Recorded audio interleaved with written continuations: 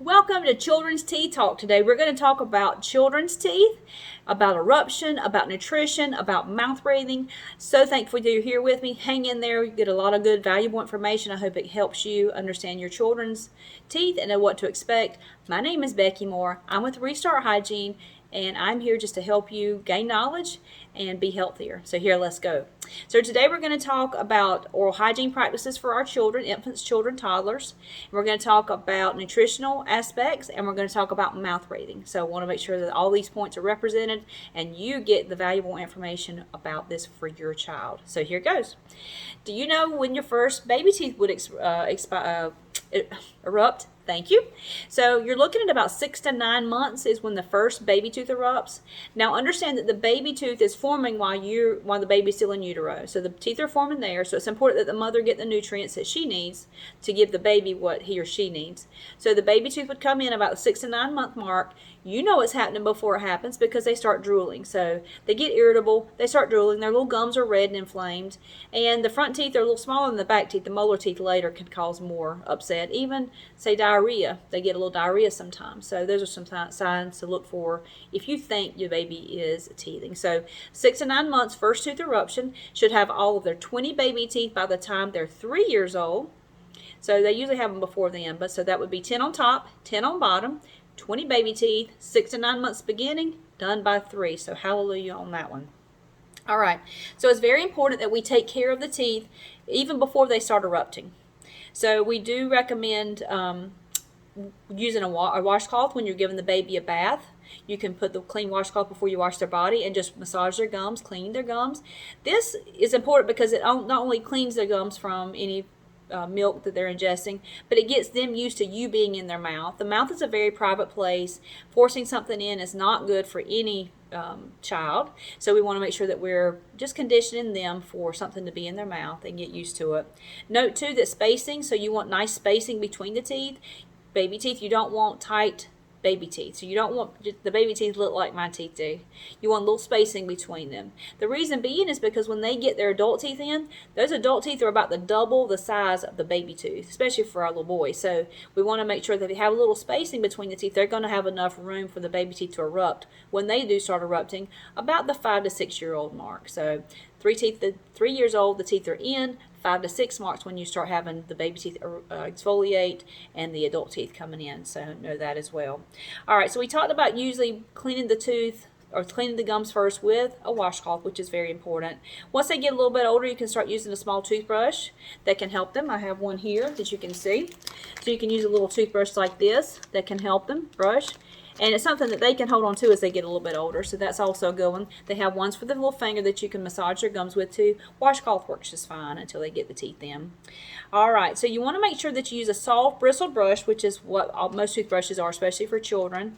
And you want to use no fluoride if they cannot spit out. So if they cannot spit out fluoride, you don't want to use it. So there's non-fluoridated toothpaste that are fine to use that will help clean your teeth or clean the baby's teeth or child, and it will help them to be used to that being in their mouth.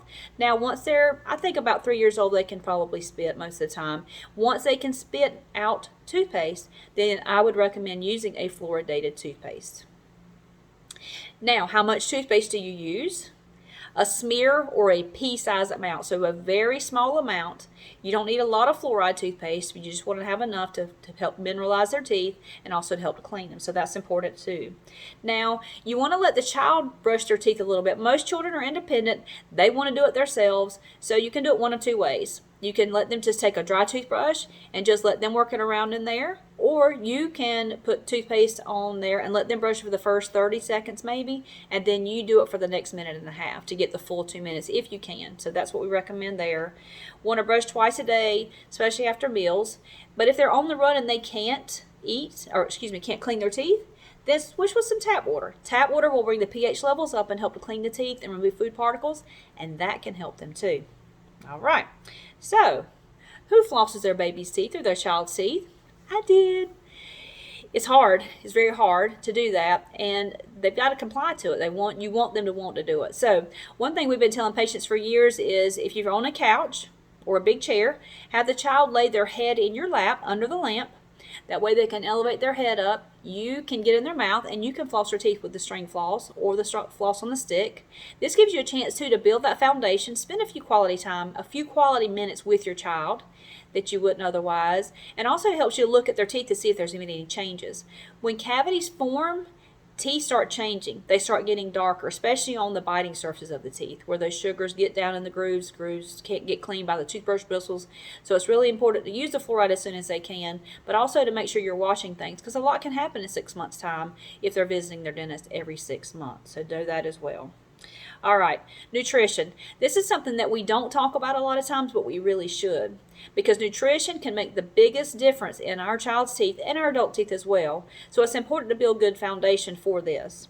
So balanced diet and whole foods are going to help give you the minerals, give the child the minerals they need, and even helps to clean the teeth, believe it or not. Eating an apple can help clean your baby's teeth or your child's teeth. So it's important to know that. Good food for children are the dairy products. They give them calcium and phosphorus, so that's very important. Cheese and milk. Also, crunchy fruits and vegetables like we talked about. Apples are good. Carrots are good. They help clean the teeth. They also give them vitamins that they need, and that's also fiber for their diet too, so that's very important for their gut health. And then just getting outside and get some vitamin D. That's one of my favorites. If you've watched another one of my shorts, I love vitamin D. Vitamin D helps our bodies absorb calcium. Get the child outside for a few minutes a week, and that helps them to get vitamin D. That's not even got to be ingested. Now, the other one that I like is vitamin C. Vitamin C is important for the gum health and the regeneration of tissue. So they can get that. Most children love strawberries. They love oranges. They love fruit. So that's a good one to get as well. Reduce the processed foods. Reduce carbohydrates and hidden chemicals and stuff in the food, because that can definitely hinder the child's growth, and it's not what they need. Now, we're all going to eat them, but if you're trying to eat whole foods, that can help the child as well. The other one that we don't always think about was very important is water. Just drinking water is so good for the hydration of our bodies, hydration of our mouth tissues, cleaning the teeth, bringing our pH levels up so the acids can't form and do the damage as like they want to once we eat the sugars. And also that helps to clean your teeth and hydrate. So that's good. So drink water, children. Okay, so making brushing fun. Brushing isn't always fun, especially if you're tired at night and you're trying to do it. So we try to make creative ways to help children enjoy brushing and flossing. So I think the flossing can help as well as the brushing. So want to make sure that we use a timer to brush their teeth with. If they have an electric toothbrush with the app, like the Sonicare has an app that goes with it, then they can get rewards from that and benefits inside that app. Now, if they don't have that, an egg timer will work fine. One of those little timers where you turn upside down, the hourglass timers work well as well. And you can do that at home by just putting stars on the calendar or a chart. And once they get 5 or 6 of those, if they're brushing for a full 2 minutes, well, that's when they can get a reward. So make it fun, make it interesting, help build the importance of it, and that will make them good for a lifetime of dental health. All right, sugary snacks. I love sugary snacks too. But we got to remember that bacteria that we have in our mouth can eat the sugars and poop out acids, or just acidic foods. Orange juice is an acidic food. Fruit juices are acidic. Always sweet teas, soft drinks are acidic. So we want to minimize those. And if you give your child fruit juice, you can give them a little bit of fruit juice, just dilute it with half water and half fruit juice. This reduces the amounts of sugar and acids as well. So that's an easy way to reduce sugars while they're still getting, if they love their fruit juice.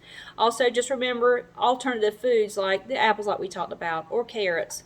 And even think about once they're past that choking hazard and you're going to give them a grape or a raisin. Well, the grape changes once it becomes a raisin after a ferment. So it's better for them to eat a grape for less sugars than the raisin. And the raisin is very sticky. It tends to stick between their teeth like gummies. So the grape is a better option if they're not going to choke on it, if they're old enough not to choke. So small things like that can make a big difference for your children and outcomes of their teeth. And plus getting the nutritional aspects that they need to grow strong and healthy as well.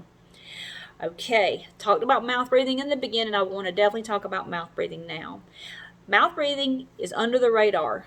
Most parents don't have a clue that their child is mouth breathing. I did not, and I'm a dental hygienist. So it can affect them a lot of ways. The way we knew it with my son was he had attention issues in 4th grade. It's just like he can't sit still. Well, he's my second child. So most of you know second children give you a run for your money. He's my most loving child now. But once I did a little research, found out he was mouth breathing. He was drooling. His face has actually grown a little bit longer than it probably would have had we known it sooner. We could have avoided that. Snoring and clenching. So if your child is snoring, it could be because their nasal passage is blocked. But it also could be that they're just in a habit of their tongue's in the wrong spot and that kind of thing. A dry mouth, bad breath, halitosis, even after they brush. Increased risk of cavities. Brain fog, waking up tired and irritable, just not wanting to wake up and get going in the morning. Chronic fatigue, even bedwetting, and ADHD issues. So they can also have that. Dark circles under their eyes or their face growing long. So whenever they're mouth breathing, usually they have some kind of crowding or overbite or underbite. So there's some issue going on with the formation of the way that their mouth forms. This can be detrimental, and this is where we want to intervene early as we can. So awareness of that is number one. Being aware that your child is sleepy in the afternoon, is irritable, that kind of thing. So identifying that to see if it is a nasal passage issue, is it a deviated septum? Are their tonsils and adenoids large? Is that blocking the airway as well? We all need proper airway. I mean, airway is at the top of the list for necessities to live. And our children are no different. So we want to make sure that we're advocates for them. And if you see that that is happening, talk to your dentist. Talk to your MD. They may send you to an ear, nose, and throat doctor that can help you. Orthodontists are usually really in tune to tongue ties and other issues that can cause that as well. So it may take you some persistence, but if you know your child is mouth breathing, let's get that corrected. Find a proper person that can help you with that, because that's so, so very important for their whole lifetime. All right, well, you stuck with me, and I appreciate it. I hope that I delivered some kind of information that can help you. I love my children. I love going to the schools and talking to them in February during Dental Education Month. They're always so much fun. They're so interested. They get so energized about it. So make sure that we are flossing, brushing well. It's very important. Eating a balanced diet. Getting them outside. Getting them some sunshine. Getting them to move every day is really important. Encourage them to make lifelong habits of doing well with that. I appreciate you watching today, viewing, and if you have any comments or any other subjects you would like covered, I would love for you to drop them in the comment below, and I can help answer those questions for you. My name is Becky Moore, Restart Hygiene, and if you like and subscribe, that would help me too. I'm just building this channel, and I'll be back soon with some more valuable information to serve you. Have a wonderful day. Thank you so much.